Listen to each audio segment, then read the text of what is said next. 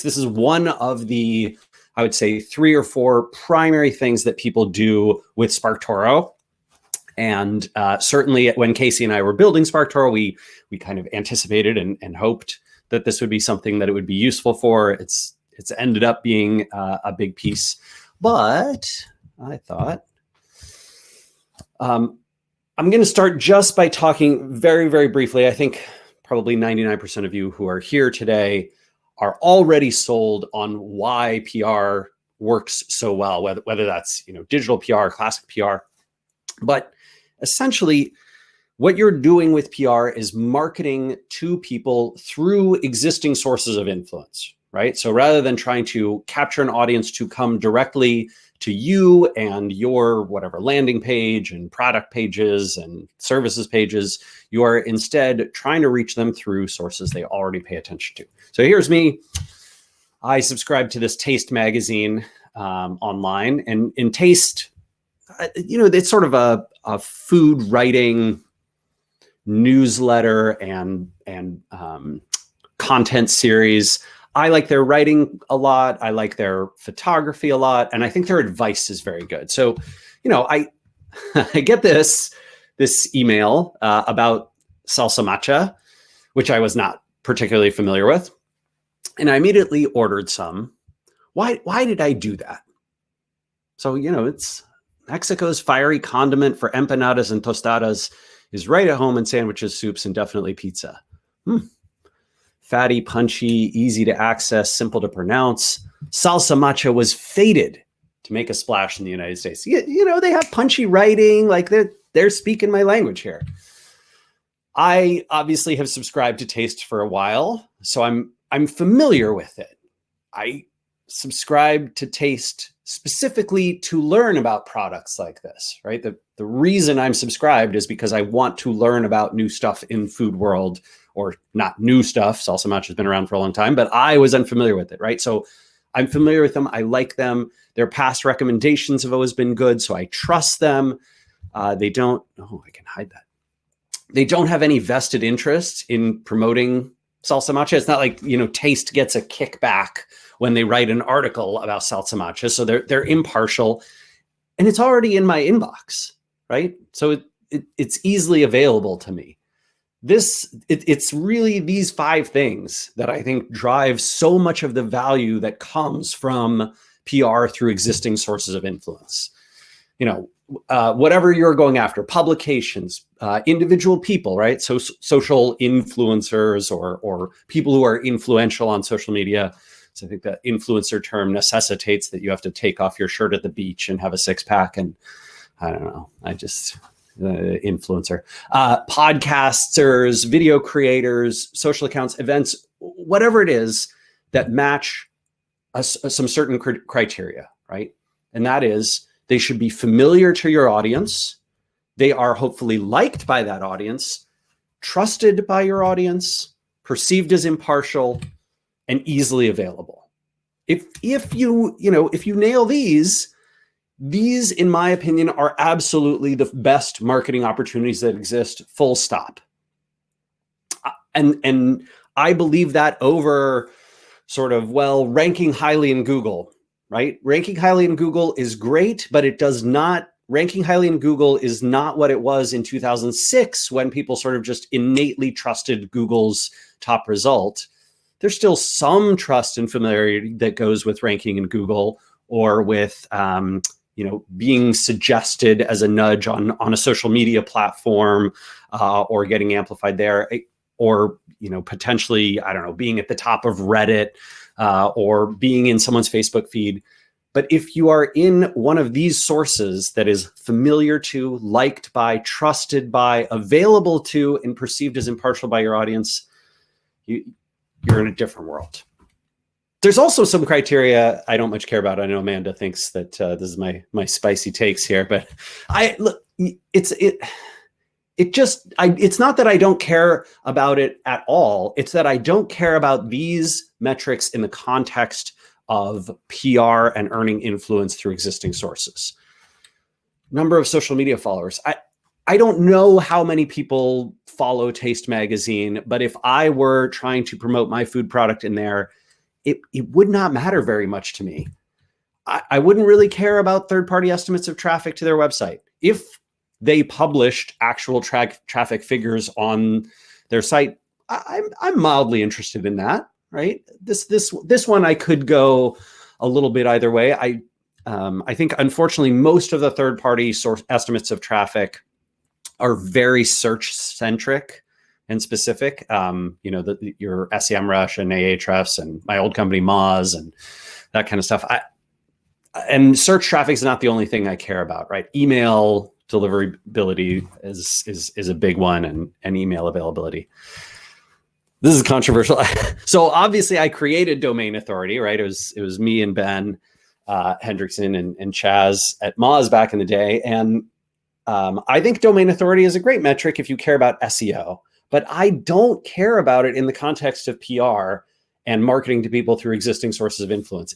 It's not meant for that. I didn't build it to try and estimate who it influences or how much, right? We built it to say, how well would an arbitrary piece of content rank on this domain versus that domain? That's what domain authority is built for. My understanding is that's still how it works. I don't think Russ Jones, who passed away earlier this year, unfortunately, worked on it for years and was always trying to make it do that. I don't care where it ranks in Google's results. That's not important to me either. So sorry, like maybe your boss, your team, your client like really cares about these things in the context of PR, but IDGAF, meaning I don't gamble against fallacious metrics, and neither should you. All right, let's talk a little bit about uncovering influential sources in the field. Oh, click here to. All right, sweet. Oops.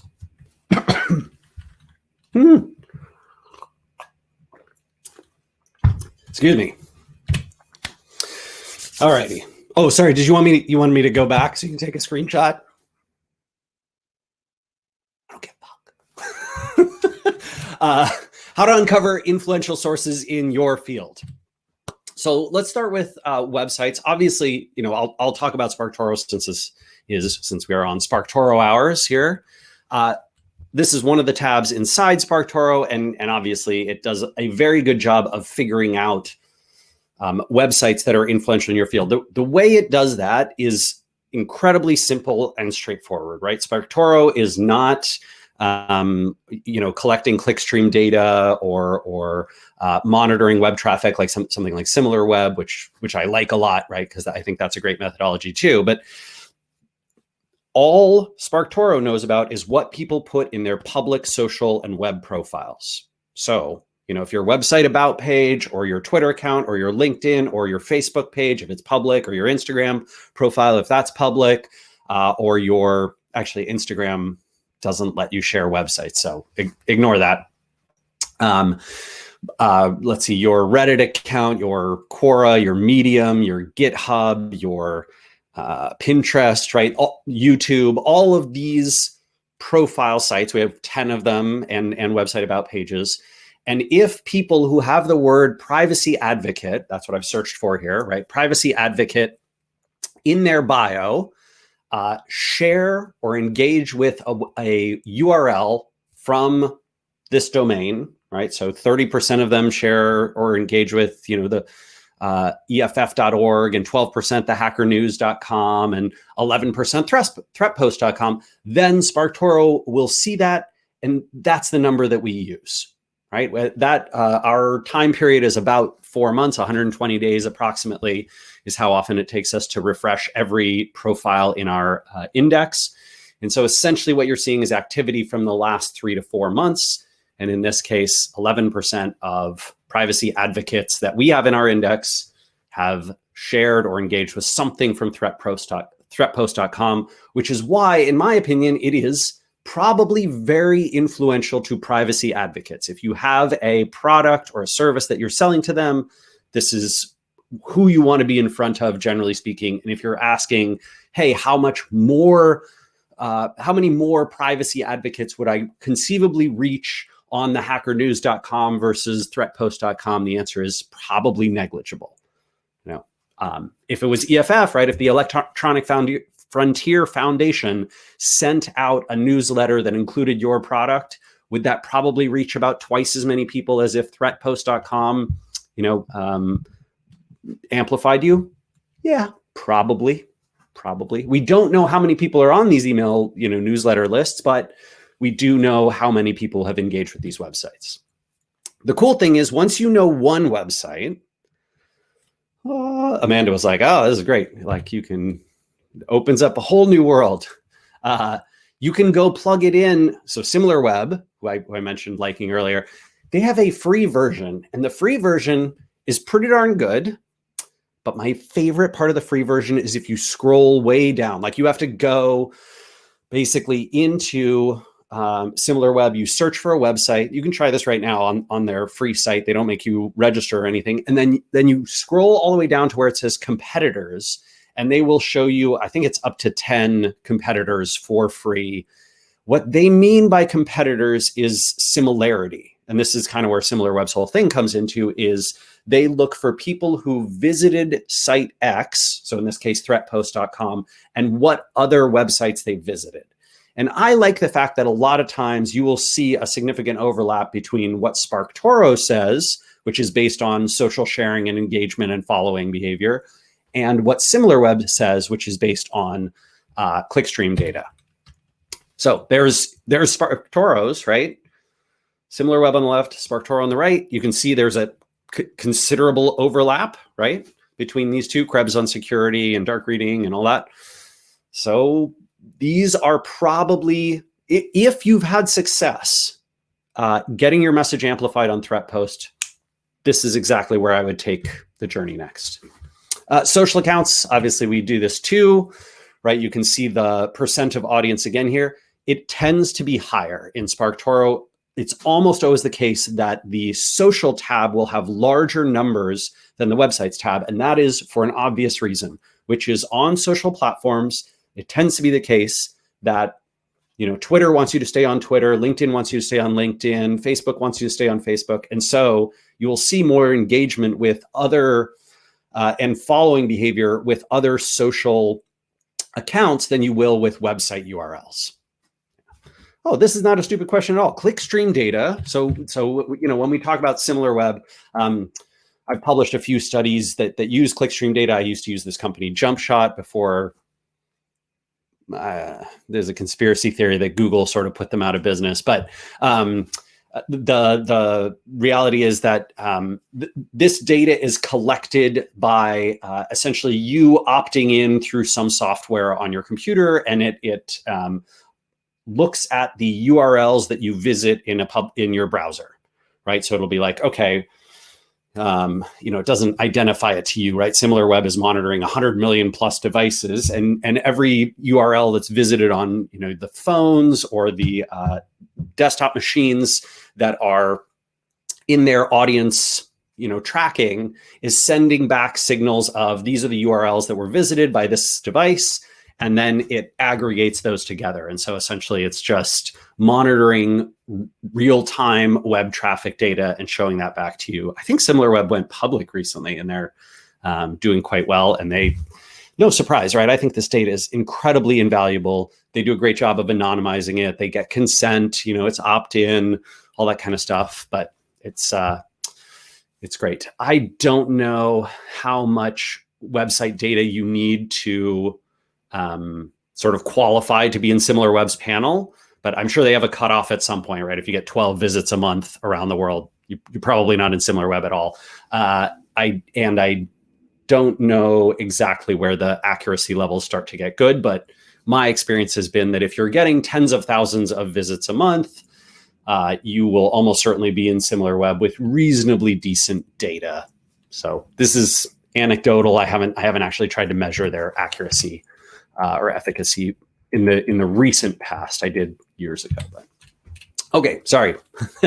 Back to it. Once you know one social account, you can do lots of fun things, right? So if I have ThreatPost, then I I can see you might like in Twitter, people also viewed in LinkedIn, social accounts frequented by Bryant Krebs followers. This is in SparkToro. The Twitter one is weird to me. I don't know if, Amanda, if you've ever tried to like reverse engineer exactly how Twitter figures out which other accounts to show. I think it's somewhat personalized. I don't think it's just these are the most followed or most similar accounts. I think they try to give some sophistication to an algorithm behind there. So I don't use it just straight up, but it can be interesting.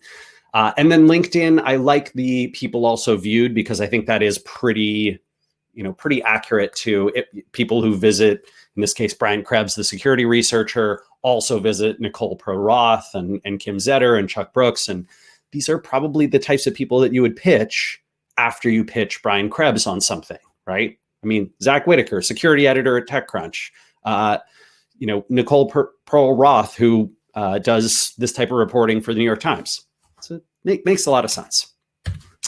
Podcasts. Podcast is a little bit of a frustrating one. So look, SparkToro, I don't know. I guess this is a, yay for SparkToro.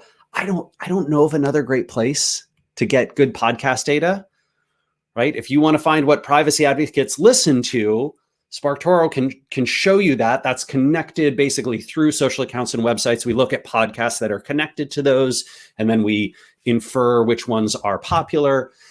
But podcast discovery outside of SparkToro is pretty darn hard. Like, I've been paying a lot of attention to Listen Notes, which I think is a great podcast search engine if you're just looking for a podcast, but it won't tell you what's popular with a particular group.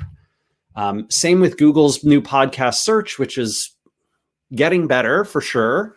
But also there's no sense of what's popular and important with this group. So if you're trying to build a pitch list for podcast outreach, as good as these search engines are, they don't scratch that itch, in my opinion.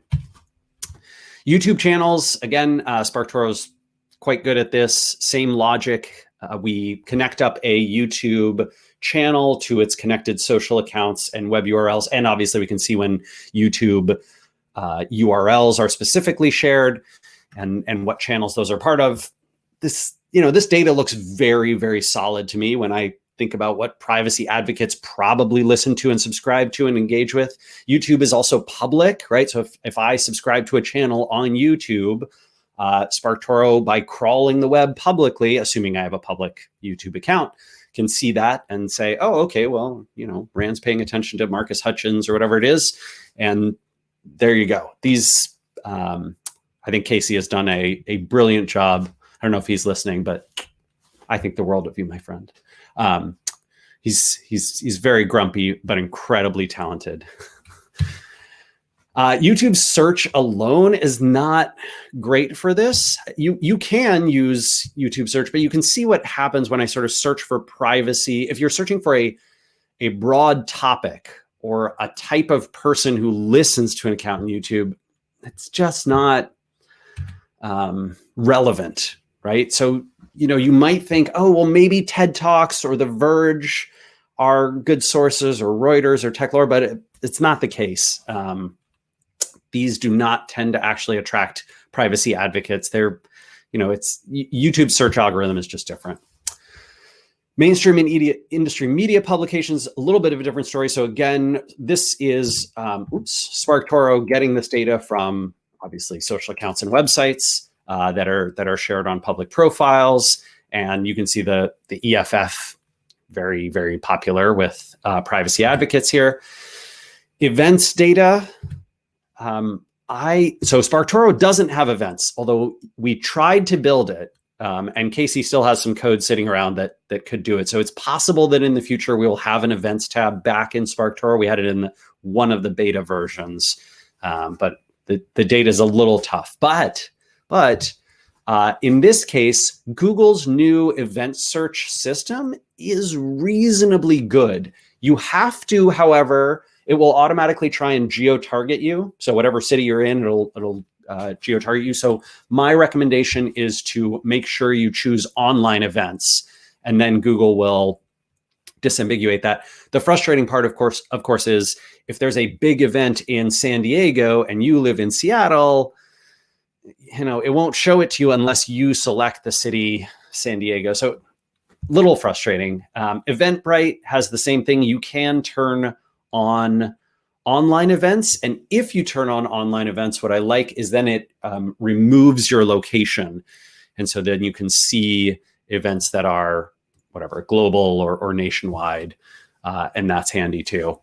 Sometimes I like events for pitching because people expect you to pitch events and you can get sort of great coverage and whatever it is. So I am a fan. I think that's an underserved area or underinvested in area of PR. Real quick, let's chat about prioritizing this outreach list. So assuming you found a bunch of sources of influence that you want to reach, it's not the case that all potential sources are equally valuable or even plausible, right? Like plausibly realistic for you to be able to get covered by. A lot of times people say, oh, well, I want to be in the New York Times. Yeah, everybody wants to be in the New York Times. It's not going to happen. I mean, occasionally it will happen, but I think that's very, very challenging. So I use these two metrics. First one is percent of audience that I want to reach that pays attention to them, right? So in my cocktail business outreach here, the list that I've built, I might look at, okay, well, Maker's Mark, whatever reaches 12%, but LA Times Food reaches 28% of I think in this case it was bartenders or what did I call them? There's another word for like people who make cocktails, specifically aficionados of cocktails in any case.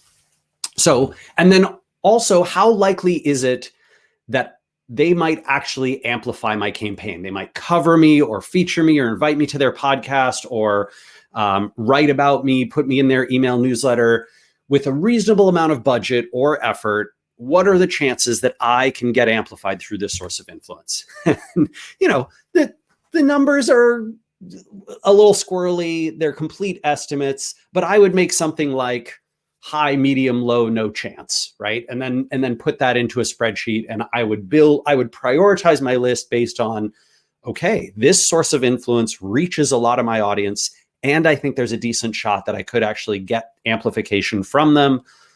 Let's go. Like that's my top priority, and then I would work my way down that list. Mixologists, oh, thank you all. See, Amanda, experts in everything. I swear, you know what? I bet the SparkToro crowd today in the chat smarter than Google. We should. I'll try and come up with a challenging question. Okay, a few tips for effective pitches. If you are going to go and pitch threat post for your cybersecurity business or whatever, the article you're producing, the content you're creating, the story you have to tell, I would search for their audience specifically in SparkToro, right? So you can put in any website or social account, and if SparkToro has data on it, we'll show it to you. One frustrating thing is we haven't perfectly connected up every social network to every single account. So, we cover 10 networks, but obviously it's the case that, a lot of people don't have a Quora or a Medium, or some people's Instagram doesn't link to their LinkedIn profile, that kind of thing.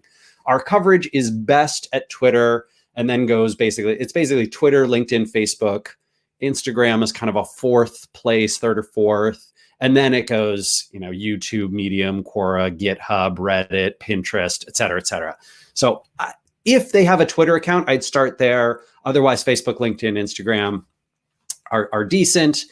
And then you can see topics that their audience are talking about, words and phrases that they use. This is from the See All Text Insights. So you can click this link here. I can show you in the live demo when we get to that. But you put it in a website, you click on that, and now I can see that, oh, okay, well, I was going to pitch them a story about threat intelligence, and 3% of their audience in the last few months has used those specific words in public postings on their social networks, that's 3% might not sound big to you, but to me, that is a significant indicator of a whole bunch of your audience, right? Thousands of people from your 58,000 person audience that SparkToro has seen are talking about this. That is almost certainly going to be a very interesting topic and very relevant topic to this audience. Great data for a potential topic pitch. And we've seen, in fact, this is not my idea, right? Some savvy folks who use SparkToro build this into their PR pitches, which I think is super smart. My other tip, never, ever, ever pitch for links. Just don't do it, right? So let's say that you are in SEO world and links are what you really, really care about. Personally, I think there are other things that are more worthwhile, obviously, but I also have empathy for the fact that many folks in SEO world, that is the metric that their client or their boss or their team cares about.